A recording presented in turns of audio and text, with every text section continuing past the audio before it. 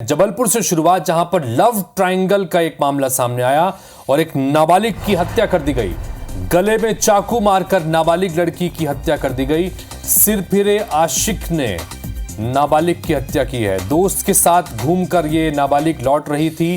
Car रोककर युवक ने इस घटना को अंजाम दिया है। हत्या के बाद गुफरान नाम का आरोपी फरार हो गया। ओमती थाना क्षेत्र के घंटा घर के पास की ये घटना है। तो ये जबलपुर से तस्वीरें आपको हम दिखा रहे हैं, जहां पर लव ट्रायंगल के एक मामले में एक नाबालिग लड़की की हत्या कर दी गई। गले में चाकू मारकर नाबालिग लड़की की हत्या की गई। सिर फिरे आशिक ने नाबालिग की हत्या की है। दोस्त के साथ घूमकर वापस नाबालिग लड़की लौट रही थी और तभी चाकू से उसके गले पर हमला किया गया। कार रोककर युवक ने इस घटना को अंजाम दिया। हत्या के बाद गुफरान नाम का आरोपी जिसने हमला किया है वो फरार बताया जा रहा है। ओमती थाना क्षेत्र के घंटा घर के पास की यह पूरी घटना है। और विजेंद्र पांडे हमारे सहयोगी इस वक्त जबलपुर से सीधे जुड़ गए, उनके पास चलते हैं। विजेंद्र, ये लव ट्रायंगल का मामला बताया जा रहा है और एक सिरफिरे आशिक ने इस वारदात को अंजाम दिया। नाबालिग लड़की की चाकू मारकर हत्या कर दी। तफसील से बताइए जरा पूरे मामले को।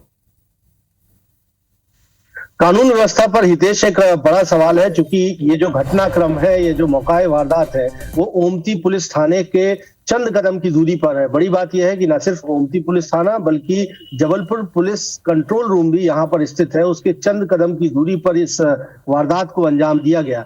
और गुफरान नाम का आरोपी है। सिरफिरा ये शख्स कहा जा सकता है, एक तरफा प्यार में पागल ये शख्स कहा जा सकता है, जिसने इस निर्मम तरीके से नाबालिग युवती की हत्या कर दी। और जो जानकारी सामने आई है उसके मुताबिक ये युवती 11वीं की छात्रा है और ये नया मोहल्ला इलाके में ही रहती थी, जो कि ओमती थाना क्षेत्र में ही आता है। यहीं पर गुफरान नाम का एक आरोपी रहता है, जो कि कपड़े की दुकान में सेल्समैन का काम किया करता था।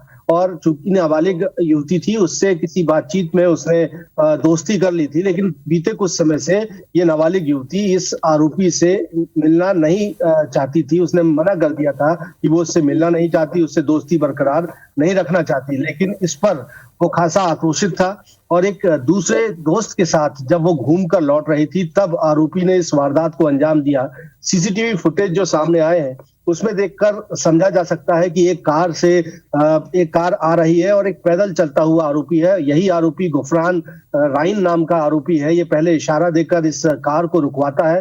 कार की जब स्पीड कम होती है तो देखिए अब दौड़ लगाकर वो खुद ही कार का गेट खोलता है और साइड में बैठी हुई युवती के गले में एक बार नहीं 2 बार चाकू से हमला करता है। स्थानीय लोगों ने उसे पकड़ने की कोशिश की, लेकिन वो दौड़ लगाकर फरार हो जाता है। अब तक पुलिस को इस फरार आरोपी का कोई सुराग हासिल नहीं हो पाया है। इधर इस वारदात के बाद आपाधापी में युवती को मेडिकल एड के लिए अस्पताल ले जाया गया, लेकिन चूंकि गंभीर चोट उसको गले में लगी थी, लिहाजा डॉक्टर उसकी जान नहीं बचा सके, उसकी मौत हो गई। लिहाजा ओमती थाना पुलिस ने अब हत्या का मुकदमा इस मामले पर दर्ज किया है और फरार आरोपी गुफरान राइन की तलाश की जा रही है।